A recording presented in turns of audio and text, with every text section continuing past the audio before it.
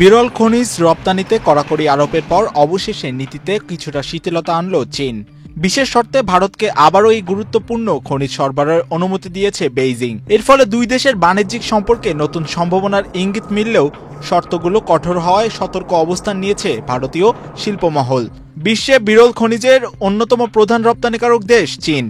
Electric যান, extreme মশার coil plant fibre দিয়ে তৈরি, তাই সহজে ভাঙে না, সুগন্ধিযুক্ত ও নিরবিচ্ছিন্নভাবে চলে। ডেঙ্গু, চিকুনগুনিয়া বাহি সহ যে কোনো মশার বিরুদ্ধে দেয় এক্সট্রিম সুরক্ষা। পুনর্বীকরণযোগ্য শক্তি, ইলেকট্রনিক যন্ত্রাংশ ও প্রতিরক্ষা খাতে এসব খনিজের ব্যাপক ব্যবহার রয়েছে, তাই বৈশ্বিক বাজারে এর চাহিদা অত্যন্ত বেশি। সম্প্রতি চীন ঘোষণা করেছিল তারা বিরল খনিজ রপ্তানিতে কঠোর নিয়ন্ত্রণ নীতি কার্যকর করতে যাচ্ছে। বেইজিং এর অভিযোগ, তাদের সরবরাহ করা খনিজ কিছু দেশ সামরিক খাতে ব্যবহার করছে, যা তাদের নীতির পরিপন্থী। তবে আন্তর্জাতিক চাপ ও অর্থনৈতিক বাস্তবতা বিবেচনায় চীন নতুন করে ভারতকে সীমিত পরিসরে বিরল খনিজ সরবরাহের সিদ্ধান্ত নিয়েছে। ইকোনমিক টাইমসের প্রতিবেদনে বলা হয়েছে, ভারতের 4টি সংস্থা হিটাচি, কন্টিনেন্টাল, জেসিন এবং ডেই ডায়মন্ডসকে প্রাথমিকভাবে সরবরাহের অনুমতি দেওয়া হয়েছে। তবে এই অনুমতির সঙ্গে যুক্ত হয়েছে কঠোর শর্ত। চীন স্পষ্টভাবে জানিয়েছে তাদের দেশ থেকে আমদানি করা খনিজ কোনোভাবেই যুক্তরাষ্ট্রে রপ্তানি করা যাবে না এবং সামরিক খাতে ব্যবহার নিষিদ্ধ থাকবে।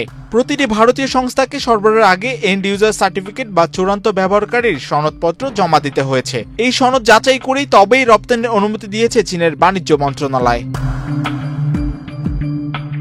জানা গেছে, প্রথম ধাপে এই 4 কোম্পানি অনুমতি পেলেও এখনও 50টির বেশি ভারতীয় সংস্থার আবেদন বাণিজ্য মন্ত্রণালয়ের বিবেচনায় রয়েছে।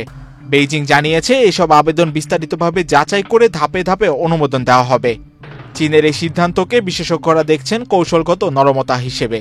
তাদের মতে, যুক্তরাষ্ট্রের সঙ্গে বাণিজ্য ও প্রযুক্তি প্রতিযোগিতার প্রেক্ষাপট চীন এখন ভারতকে অর্থনৈতিক অংশীদার হিসেবে গুরুত্ব দিতে শুরু করেছে। অন্যদিকে ভারতের জন্য এটি একদিকে যেমন উৎপাদন শিল্পে গতি আনবে, তেমনি যুক্তরাষ্ট্রের সঙ্গে বাণিজ্যিক ভারসাম্য রক্ষায় কৌশলগত চ্যালেঞ্জও তৈরি করবে। এই শর্ত সাপেক্ষ রপ্তানির ফলে ভারতের প্রযুক্তি ও ইলেকট্রনিক খাতে নতুন গতি আসার সম্ভাবনা তৈরি হলেও সামরিক ও কূটনৈতিক দিক থেকে বিষয়টি ঘনিষ্ঠভাবে পর্যবেক্ষণ করছে নয়াদিল্লি। মাহিউজ্জামান, বাংলাদেশ প্রতিদিন।